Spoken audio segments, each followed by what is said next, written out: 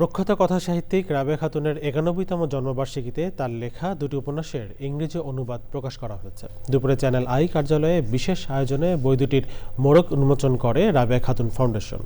Report করছেন সুলতানা হিমু। সময়ের গল্পকে যিনি তুলে ধরেছেন স্বমহিমায়, যা সাহিত্যকর্মে উঠে এসেছে আবহমান বাংলার ইতিহাস ঐতিহ্য, তিনি প্রখ্যাত কথাসাহিত্যিক প্রয়াত রাবেয়া খাতুন। তার ৯১তম জন্মবার্ষিকীকে বিশেষ করে তুলতে রাবেয়া খাতুন ফাউন্ডেশনের উদ্যোগে উন্মোচন করা হল তার লেখা দুটি উপন্যাসের ইংরেজি অনুবাদ গ্রন্থ। দ্য গার্ডেন নেমড মালনীছড়া নামে বাগানের নাম মালনীছড়া বইটি অনুবাদ করেছেন লেখক মোজাফফর হোসেন। নিশান অব 71 নামে রাবেয়া খাতুনের কিশোর উপন্যাস ৭১-এর নিশান অনুবাদ করেছেন লেখক রিফাত কামাল সাইফ। বই দুটি প্রকাশ করেছে অন্য প্রকাশ। রাবেয়া খাতুনের লেখনী অনুপ্রেরণার উৎস এমনটাই মনে করেন লেখক ও বিশিষ্টজনরা। রাবেয়া খাতুন ল্যাঙ্গুয়েজের মধ্যে এমনভাবে ইনবিল্ড তৈরি হয়ে গেছেন, ভাষাটা তৈরি করেছেন আমাদের জন্য, যে এই ভাষাটা চর্চা করতে গেলে রাবেয়া খাতুন আমাদের আসবেন অনিবার্যভাবেই।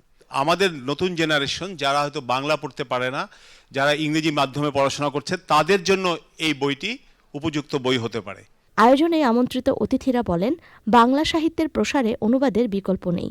রাবেয়া খাতুনের লেখা বাংলা ভাষাভাষীদের কাছে যেমন পরিচিত, আদৃত, ভালোবাসার মোড়কে আচ্ছন্ন। বাংলা সাহিত্যকে অনুবাদ করা খুবই জরুরি দরকার।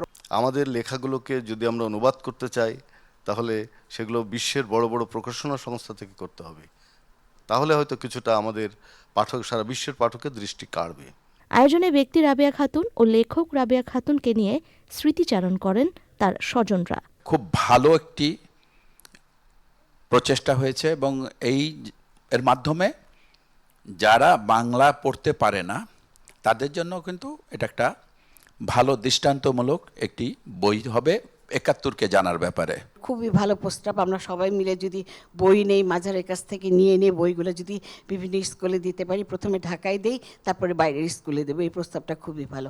সংস্কৃতি ও সাহিত্যের বিকাশে এই ধরনের উদ্যোগ অব্যাহত থাকবে এমন প্রত্যাশা সাহিত্য সংশ্লিষ্ট ও পাঠকদের। Sultana Himu, channel I, Dhaka.